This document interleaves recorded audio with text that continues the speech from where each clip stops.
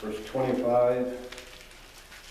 For I would not, brethren, that ye should be ignorant of this mystery, lest ye should be wise in your own conceits. The blindness in part is happened to Israel until the fullness of the Gentiles be come in. And so all Israel shall be saved, as it is written, there shall come out of Zion the deliverer, and shall turn away ungodliness from Jacob. For this is my covenant unto them, when I shall take away their sin. So the Day of Atonement, I believe, and I've heard others who believe the same thing, and you can disagree or whatever. I believe this points to the day when Israel turns back to Christ. He makes an atonement for their sin. We read throughout the Bible, and especially in Revelation, you can see that 2/3 of Israel is going to be destroyed. The people are going to be destroyed, but the remaining ones are going to turn back to Christ and accept him as Messiah. And I believe that's what this Day of Atonement speaks about. Go to Zechariah chapter 12.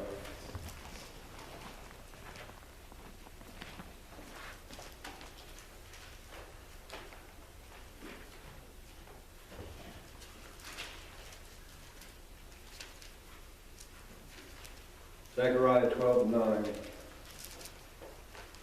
It shall come to pass in that day that I will seek to destroy all the nations that come against Jerusalem. And I will pour upon the house of David and upon the inhabitants of Jerusalem the spirit of grace and of supplication. And they shall look upon me whom they have pierced. And they shall mourn for him as one mourneth for his only son. And shall be in bitterness for him as one that is in bitterness for his father. In that day there shall be a great mourning in Jerusalem, as the mourning of Pt9 in the valley of Gibeon. And the land shall mourn, every family apart, the family of the house of David apart, and their wives apart, the family of the house of Nathan apart, and their wives apart. And it goes on, that they shall all mourn, because they recognize, as it says there, they shall look upon him whom they have pierced. They will recognize him as Messiah and turn back to him. And I believe that this feast prophesies that Day of Atonement when they will turn back. We've got one more. Leviticus 23:34.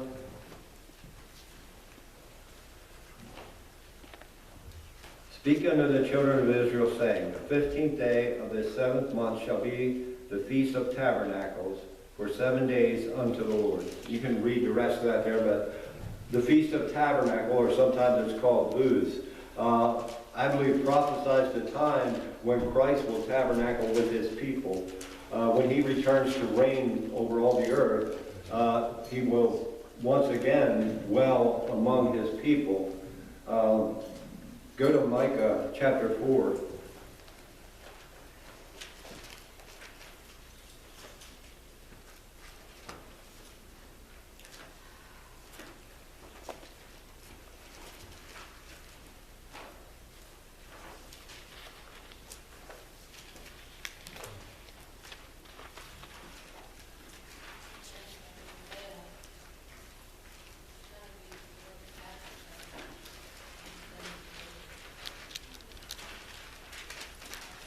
Micah chapter 4, beginning at verse 1. In case you're wondering why it's taking me so long, I got a new Bible and the pages are still sticking together. Micah chapter 4, beginning at verse 1. In the last days it shall come to pass that the mountain of the house of the Lord shall be established in the top of the mountain, and it shall be exalted above the hills, and people shall flow into it. Many nations shall come and say, come and let us go up to the mountain of the Lord, and to the house of the God of Jacob. And he will teach us of his ways, and we will walk in his path. For the law shall go forth of Zion, and the word of the Lord from Jerusalem. And if you read on through there, it's talking about the Lord reigning here on earth and setting up his kingdom here on earth. But that's when I believe that this prophecy that's in the Feast of Tabernacles will be fulfilled. He will once again tabernacle or live with his people. He will dwell among his people. And we see that that will happen. We see it here. We can go to Revelation. We can go to other places and see that Christ will come and dwell on the earth with his people. And what I want you to really get out of all this is something I've been repeating, but I think that it's important to know. I've taken you in here and shown you a few things. You may have already known them, but I've shown you a few things that were prophesied well before they happened, and every one of them happened just the way that God said they would happen. And then I've shown you some things that haven't happened yet, that we can have confidence that they will happen because we have evidence that God keeps His word. And we can look in our world right now and see the things that are set in place to bring about the things that He said would happen. They're all in place right now to bring about what He said would happen. So again, so that we can have confidence knowing that the Word of God will come to pass. It has, and it will continue to do so. And through all of this, where is the focal point that we can watch? It's Israel. That's the focal point.